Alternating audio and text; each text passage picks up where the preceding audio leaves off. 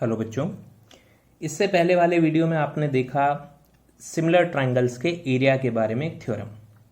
अब उसी थ्योरम पे बेस्ड हमारे न्यूमेरिकल्स आ रहे हैं। एक्सरसाइज 6.4 के क्वेश्चन 1 to 3 करेंगे हम इस वीडियो में। तो पहला क्वेश्चन कहता है let triangle ABC similar to triangle DEF and their areas be respectively 64 centimeter square and 121 centimeter square.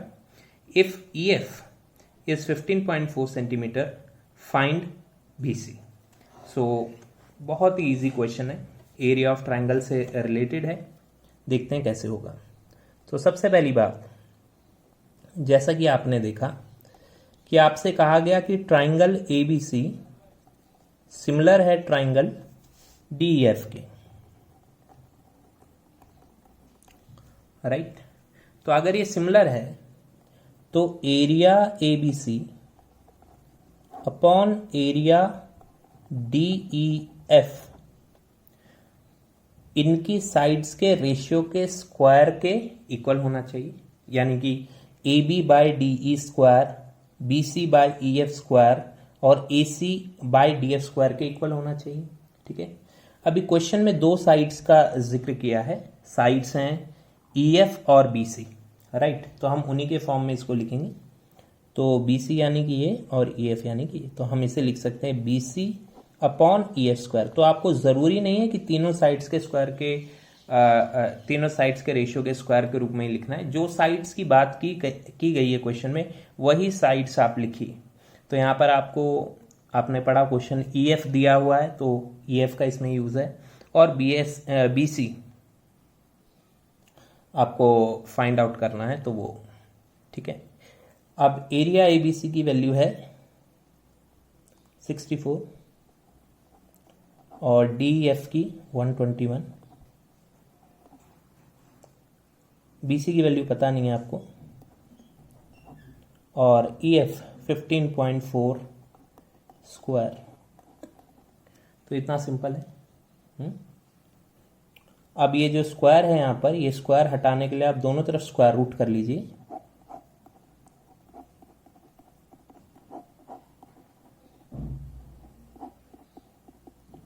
तो होगा ये यहाँ पर 8 का स्क्वायर 64 होता है, यहाँ 11, यहाँ BC और नीचे 15.4। फाइनली ये 15.4 को इधर भेज देते हैं और डिवाइड बाई 11। ठीक है, अब इसको मल्टीप्लाई कर देते हैं।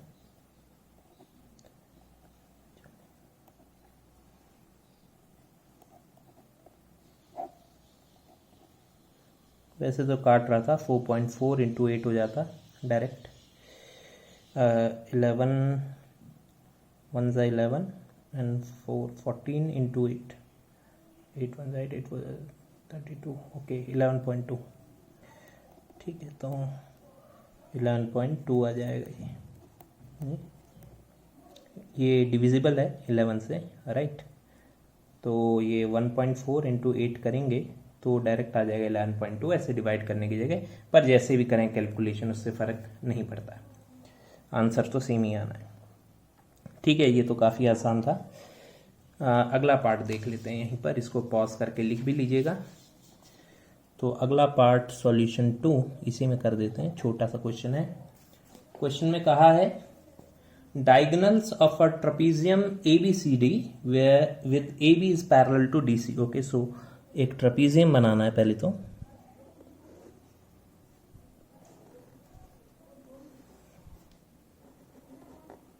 और इसमें AB पैरेलल है DC के, तो ABCD। ठीक है, the diagonals of a trapezium, तो इसके डायगोनल भी बनाने हैं।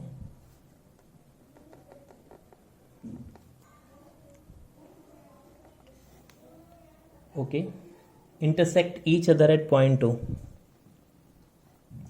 If AB is equal to 2CD, तो AB CD का डबल है। ओके, ये गिवन में लिख देते हैं। गिवन में है कि AB पैरेलल है CD के और AB डबल है CD के।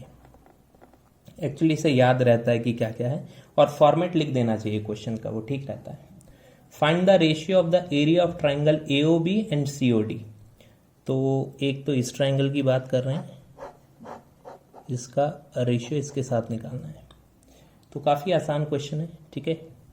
सबसे पहली बात देखिए, in triangle AOB and triangle COD, दो ट्राइंगल्स को देखिए। तो AOB में और COD में ये एंगल इस एंगल के बराबर है, वर्टिकली अपोजिट एंगल, ठीक है, ऐसे लिख देते हैं। उसके बाद ये एंगल इस एंगल के बराबर है, Z शेप, क्या कहते हैं इनको, अल्टरनेट एंगल्स। तो ये अल्टरनेट एंगल्स बराबर हैं, इसको कुछ नंबरिंग कर देते हैं या नाम भी लिख सकते हैं। तो एंगल 1 बराबर है एंगल 2 के, तो अल्टरनेट एंगल्स, ठीक है। इसलिए ट्राइंगल AOB सिमिलर हो जाएगा ट्राइंगल COD के। क्राइटेरिया AA क्राइटेरिया, दो एंगल इक्वल हो गए तो सिमिलर हो गया। तो सिमिलर हो गया तो इसमें थ्योरम लगेगी कि area AOB upon area COD इनकी साइड्स के रेशियो के स्क्वायर के इक्वल होना चाहिए। कोई भी साइड ले सकते हैं, AO बाई CO स्क्वायर हो सकता है, OB बाई OD स्क्वायर हो सकता है, AB बाई CD स्क्वायर हो सकता है। अभी यहाँ हमें AB और CD के बारे में पता है, तो हम इसको AB बाई CD स्क्वायर लिख देते हैं। तो जैसा कि आपने देखा कि AB की वैल्यू कितनी है, 2CD है, तो मैं यहाँ AB की वैल्यू पुट करूँगा 2CD, और नीचे भी CD है, CD से CD कैंसिल, 2 स्क्वायर 4। सो ये 4/1 आ गया, या फिर कहें तो 4:1 आ गया, ठीक है। बहुत ही सिंपल क्वेश्चन है, इसको भी लिख लीजिए। और फिर हम पढ़ते हैं थर्ड क्वेश्चन की तरफ। क्वेश्चन 3,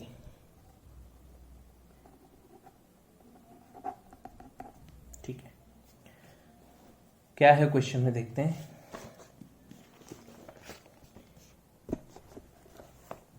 ये फिगर दी है, ट्रेपेजियम है। In figure 6.44 ABC and DBC are two triangles on the same base BC।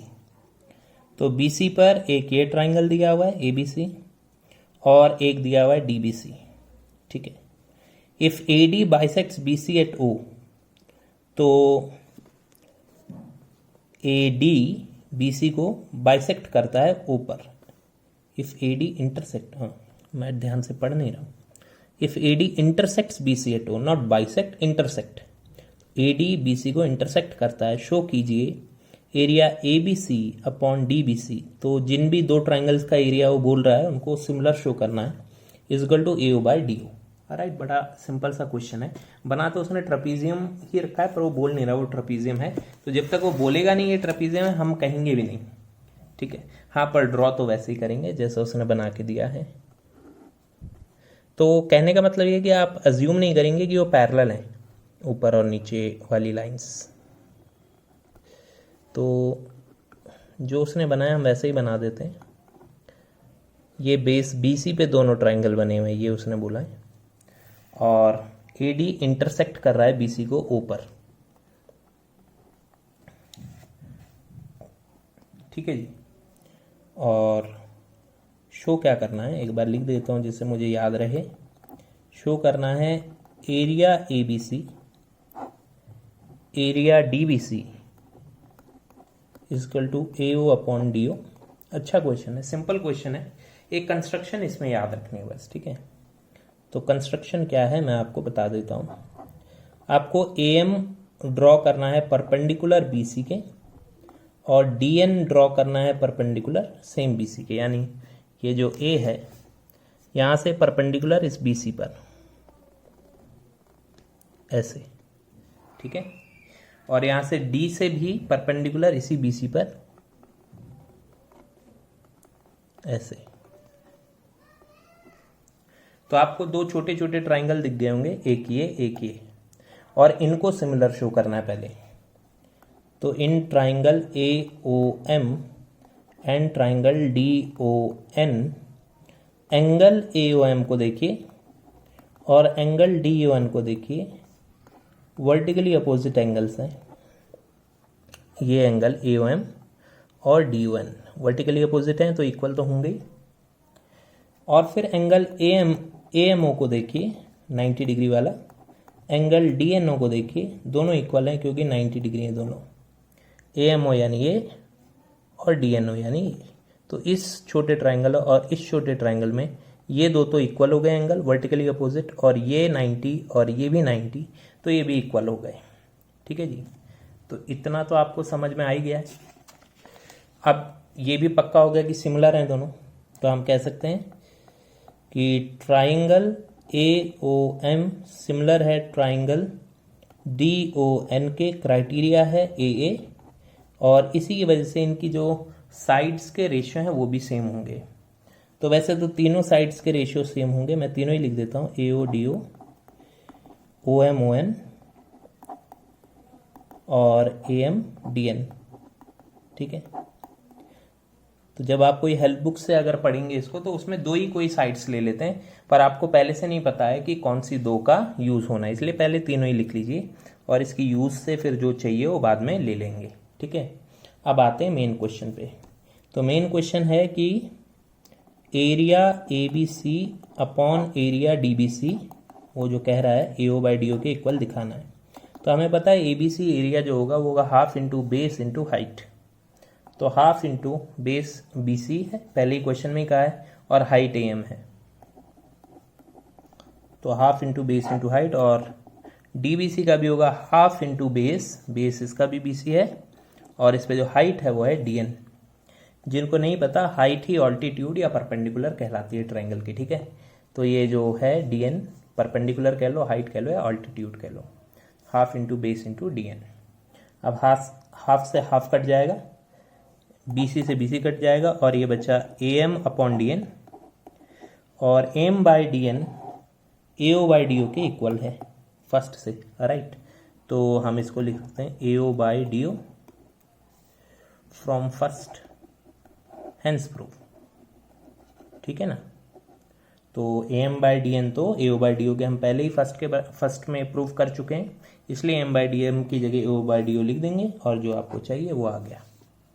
तो कोई प्रॉब्लम नहीं है, नोट डाउन कर लीजिए। इसी के साथ पहले 3 क्वेश्चन होते हैं फिनिश। नेक्स्ट वीडियो में बाकी के क्वेश्चन देखते हैं। Thank you.